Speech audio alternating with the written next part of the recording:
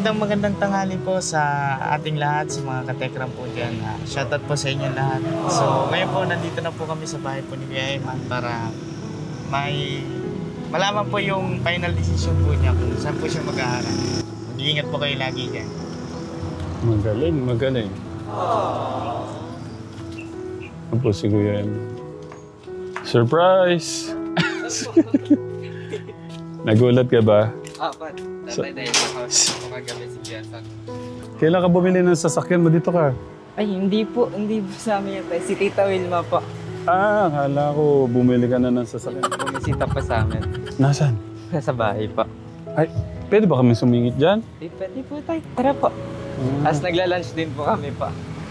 Ay, gano'n? Pa. Kain po. Nakatekram, kain po. Tatay, kuya. Pasok po tayo. Ma! Dito si tatay.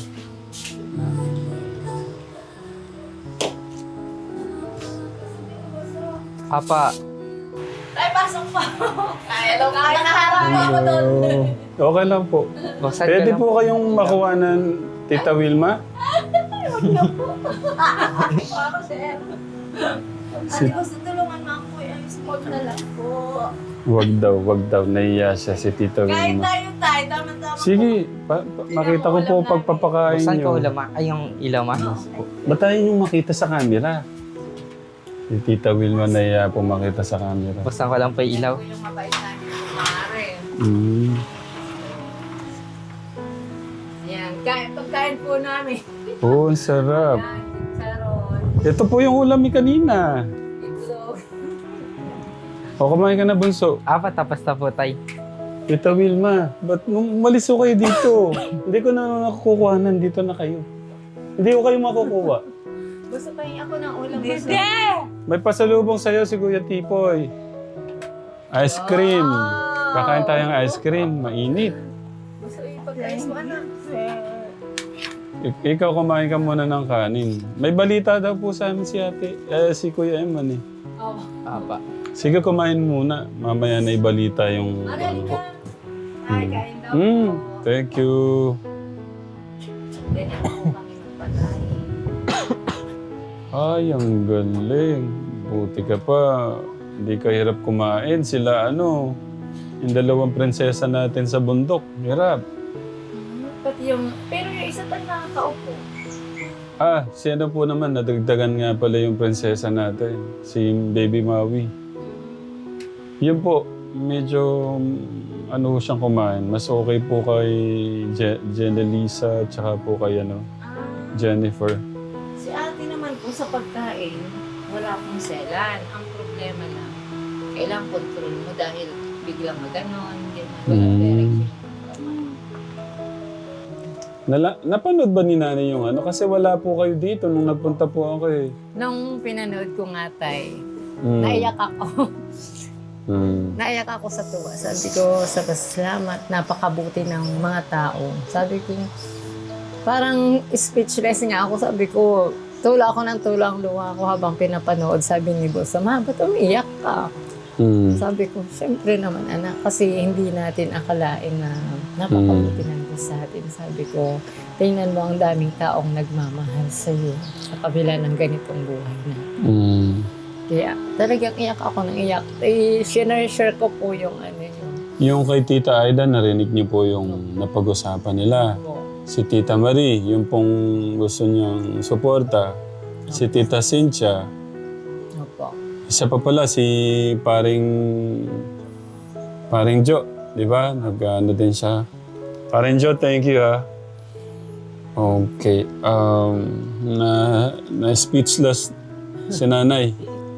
Speechless daw po si nanay Katekram. Okay. Maraming salamat po.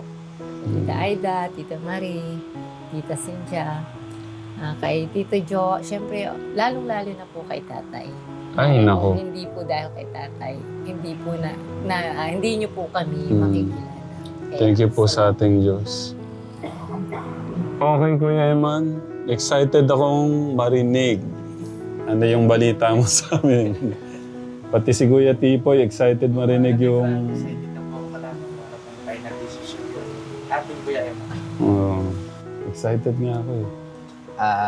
Grateful po talaga po ako and very blessed sa mga opportunities na binigay at ibibigay po sa akin ni Lord. And to be honest po, gusto ko po talaga i-grab po yung lahat ng opportunities po na binigay sa akin. Pero naisip ko po kasi na kapag na dito po ako nag-enroll po, tapos na naging successful po yung sa ibang bansa po, masasayang po yung nagastos po dito tay. So, ang naisip ko po is for a while, magta-take po muna po ako ng exam sa paparating po na exam na sabi po ni Tita Glo po. Tapos, ganun din po kay Tita Aida. Magta-take din po ako ng exam para po sa sabi po ni Tita. Bali, kasi tayo nahihiya na po akong... Kasi hindi pa naman po natin alam na 100% sure na doon na po agad po ako sa abroad. Hindi pa po 100% sure, pero kapag mas na nag-enroll naman po kasi po tayo dito, masasayang naman po yung magagastos po nila tita po sa akin. Kaya ganun po yung sa isip ko po. Sinabi ko rin po siya kay Tito Jo na ganun po. Sabi niya nga po na Kuya Emma, sabi po ni Tito na matagal nga daw po ma-process po yun. Sabi niya, gusto mong mag-aral ka muna. Tapos mas maganda po yun kasi sayang daw po yung time na naghihintay po ako ng update po dun sa abroad po. Na naisabi ko nga po kay Tito na sayang naman po yung magagastos po kung sakali po. Sabi po ni Tito na yun nga lang daw po na tanungin ko na lang daw po yung mga magi-sponsor daw po kung okay lang daw po na ganun po. Tapos pero indicate ko daw po na just in case na ma-approve po agad na pwede pong maputol po or hindi ko na po matapos yung semester. Ayun po yung sabi rin po sa akin ni Tito po. Humingi rin po kasi ako ng advice like kay Tito Jo po. Kay parang Jo. Opo. Ano pong naging ano niyo po doon? Ano yung kasama si nanay na o sariling ano mo? Naisip ko na po yung time nung after niyo po, nung pagkatapos, yung pagkaalis niyo po. Na ano po yung possible na mangyari, ganun po. Na kasi po, nag-search na rin po ako na about po sa abroad. Na syempre po hindi pa po 100% sure dahil sa may immigration po, na matagal nga daw po yung process. Tapos po na parang yung paghihintay po, parang masasayang nga daw po. So, sabi ko po, paano po kaya yun yung mga kasabayan ko po? College na po sila, tapos ako po ganon. Kaya, naisip ko rin po tayo na, ayun po yung naisip ko po na i-take ko po kaya muna yung exam po kay Tita Glo po, at saka kay Tita Aida. Sa UP, kuya, ba't di mo matry? Ano po tayo dito, nakausap na rin po ako nung sa UP po na if ever po na gusto ko po doon, na kunin daw po ang varsity sa chess po. Kasi ang mangyayari nun, pag sa UP, ang magiging gastos lang kasi natin nun, yung yung matitiran mo, allowance, tsaka pagkain, mga ganun, di ba lang? Kasi kanina nga po nag-uusap po kami ni Kuya Tipoy. Ano sa tingin mong desisyon ni Kuya mo? Ang paniguradong desisyon mo daw, siyempre ayaw mo daw malayo sa pamilya mo. Igagrab mo panigurado yung nandito. Sabing ganun ni Kuya Tipoy natin. Ang sa akin na po, pero sure ka rin kami sa ganda. Bumar po sa buhay. Kung saan siya magiging masaya, no? Nag-uusap na rin kami tayo tungkol sa paglayo niya sa amin. Oo. Kasi syempre may iwan kami ni ate. Mm. Pero pala rin siya sa Australia kasi working student siya. Yeah. Kami isipin na lang kasi kahit pa paano sabi ko, siguro yung konting halaga. Mm. Kasi kung minsan binibigyan din kami ni Tita Will na Mm. 2,000, ganun. Pang ano, pang gamot ni ate. Kasi may maintenance po si ate. Mm.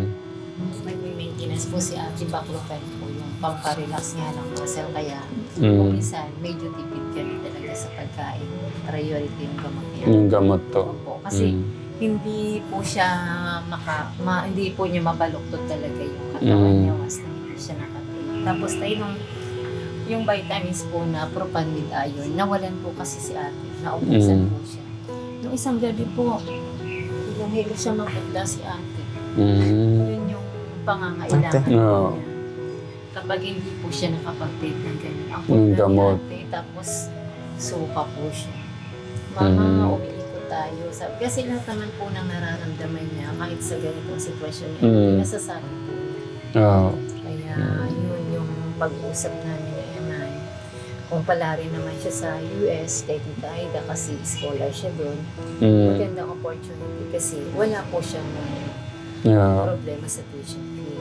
Mm. Ang sabi nga ni Tita Aida, kahit sa bahay, iano ka daw niya. Kumbaga patitirahin daw po sa bahay, sabi po niya. Nga yun, Mm. ang Tita Aida. Talagang all out support siya. Ang ano lang, yung mga exam dapat Ay, basta. maipasa mo. Apa. So, yun, Kategram, ang balita, ang update kay Kuya Emma natin, yung decision. Yun na, final na yun. Apo, tay. Hindi pa yung ilang araw ko pinag-isipan din po. Tapos pinag-usapan namin ni mama, Mm. ni ate. Dahil humingi rin po advice kay tito po. Sa mga yung tita stream po na yung nagme-message din po sa akin Mm. na tumawag din po sa akin noong nakaraan dahil napanood niya nga rin daw po yung video daw po yung update po sa amin. Mm. Sabi po ni tita, advice niya nga rin Sa po na Israel tayo, sa Israel po ito. Tumawag siya nung nakaraan. Iba na naman yan. apa, Ang ano po niya, wala man siyang maibigay advice po tayo. Advice. Advice po. Okay. Apa. Mm. Na ayun po tayo na sabi po niya, ate, ate relax ka lang. Ngingitaan ko lang. Grab daw po yung Ah. Apa. Kasi yung classmate daw po na anak po niya na mabilis daw po na process po yung sa dahil student visa daw po Mm. na ilang years lang daw po yung college. Mm. Kasi yung mga kasabayan daw po niya nauna pa ba daw po yung pumunta sa ibang bansa po compare daw po dito. Yun po yung advice po sa akin ni tita. Tapos ayun po, yun po, kinongclude ko po lahat ng mga advices na naisip ko po. Ayun po yung decision ko po. Okay. Yun, Katekram. Tita Aida, kay Tita Marie, tsaka kay Tita Cynthia, yan po yung kanyang desisyon. So, si Tita Marie, may pinapaabot pala siya. Nagpapaabot siya ng 3,000 kuya. Tita Marie. Tita Marie po. Thank you so much po, Tita Marie. Thank you, buddy. Gawin ko ng 5,000 pang, Thank you po, pandagdag tatay. sa Tita Marie. welcome. Thank you so much po. Makadagdag sa ni ate. Apa. Bibili pa ng gamot ni ate. Mm. Tita Marie, thank you po sa So love. much po. Po. More po. Tignan mo nga si Tita. Ayaw nga pala, tatawagan ko nga si Tita. Hindi ko nadala yung mga phone ko. Okay lang po tayo. Para sana Kala ko kasi bukas po kayo pupunta. Ano muna, i-take mo muna. Kasi malalaman natin. Apa. Kung mapasa mo lahat o may pasa ka kahit isa, ibig sabihin, para dun ka. Yung mo. Kay will ni Lord po. Sabi naman ni Tita Aida, malay mo lang mapasa ka kay Tita Glo, sa US, sabihin na natin pero susuportahan ka pa rin ni Tita Aida. Thank Thank you so much po, tita. Ako na nagsasabi sa'yo yung suporta niya. Nakamatulong kita, ma. Kasi nga, yung ticket nga papuntang Amerika, gusto kang support, gusto niyang kumbaga, inaano na sa'yo na, sagutin ko na yon, di ba? Sabi niya. Apa. Yung bahay. Ang ano nun, siguro kung sa kay Tita Glo ka makapasa, ibig sabihin doon ka. Yung destiny mo doon. Tsaka isa pa, dugo mo siya, di ba? First kasi po ni Papa.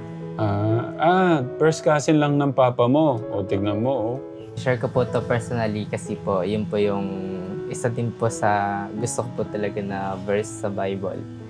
Which is yung Jeremiah 33:3 po na doon po na totoong sumasagot po si Lord sa atin. Hindi naman po agad immediate po yung sagot.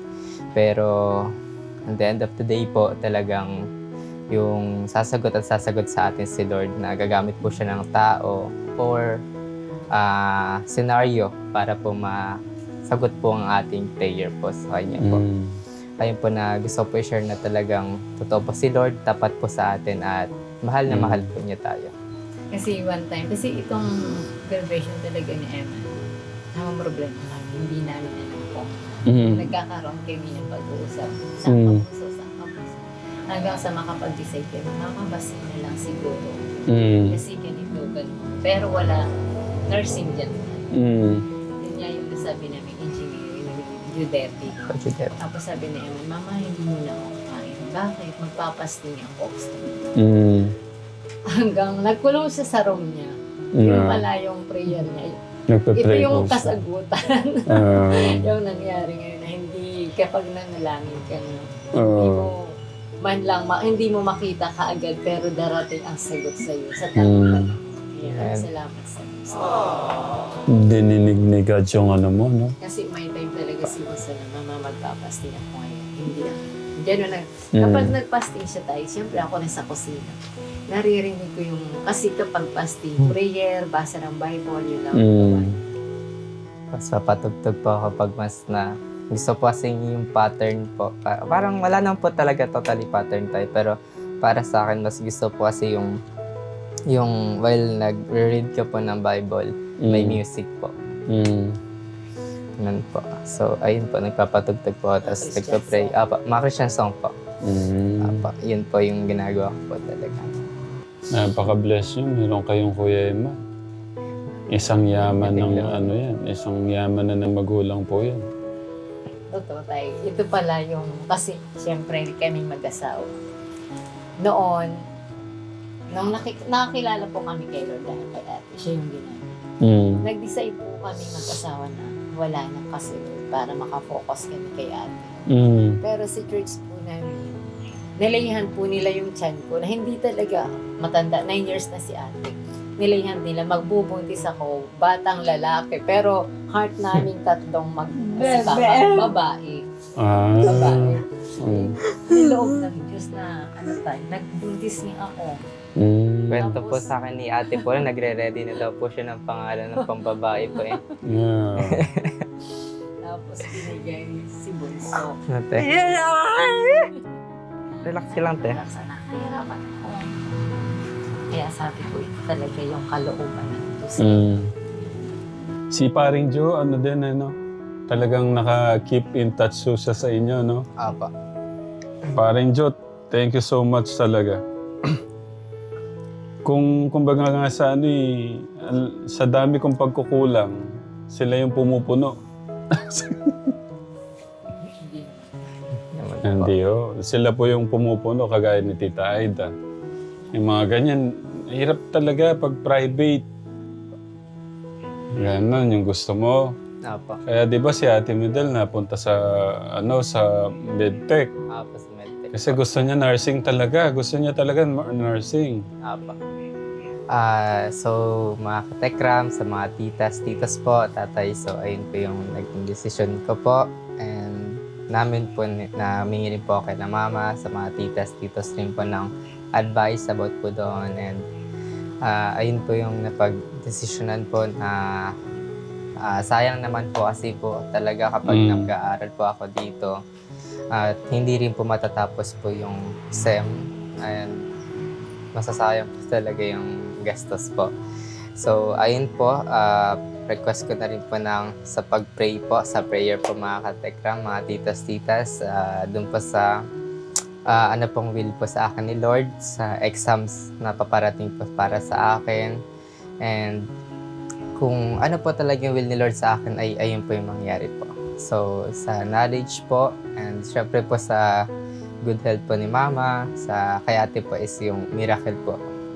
Yun po yung tas guidance sa amin. So, ayun po yung prayer request ko na rin po. And thank you so much po mga katekram sa patuloy niyo po panonood po sa amin. Di lang po sa amin, kundi sa lahat po ng sa mga videos po, sa mga kaganapan po na na-upload po sa katekram po. And thank you so much po. Ingat po kayo parate. God bless you all po. Mahal po namin kayo. Kaya na. Kumusta ba yung vlogging mo? Hindi ko na Ayun nga po tayo, dahil hindi ko rin po siya natuloy kasi po nito mga nakaraan po nag-driving school po ako. Oh, kailan? Kasama. Ba't hindi ko alam yan? At ito pong nung last week po. Saan? Diyan po sa Destiny po. Ba't di ka para nagsabi daw po last? Nung last na punta ko, hindi ka, nag-start ka na pala nun? Hindi pa po tayo. Ay, hindi pa. Pang ilang araw mo na? Tapos na po tayo, isang linggo lang po siya. Meron ka ng lisensya. Wala pa po, bali. Papasama po, sana po ako doon sa instructor po namin. Kaso by group daw po ang pagpunta para Galing sa marunong ka na mag-drive. kanti po tayo. Pwede nang masama-sama sa mission pagda-drive. Pwede mo nang i-drive pwede ka na mag-drive ngayon. Student permit pa lang po tayo yung hawak ko po. Wala pa po akong... O kaya baka mabangga tayo mga isang buwan pa, no? Marami ka na. Marami po. Kasi tayo yung sa kasi po 9 hours po yun. Per session, 3 hours po. Ba't ka pala nakapag-enroll doon?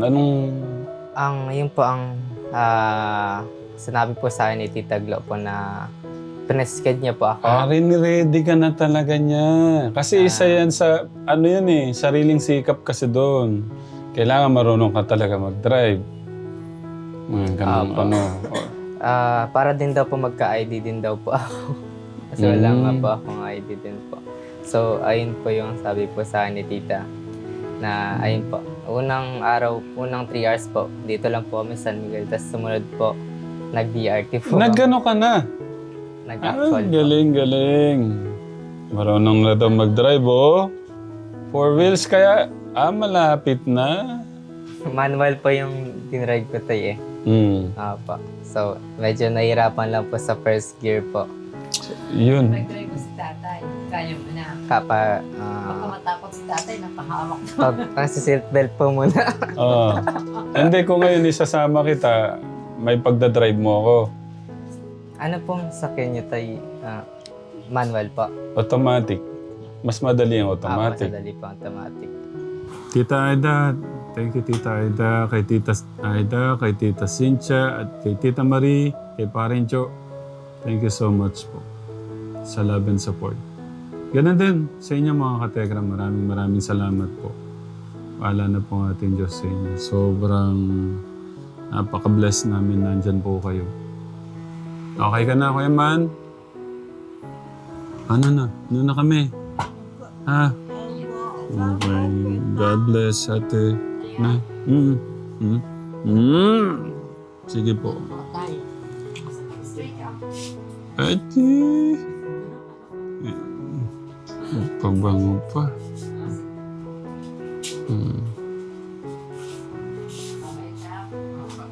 Hindi ka nagkikiss pagka ba't hindi ka nakita eh?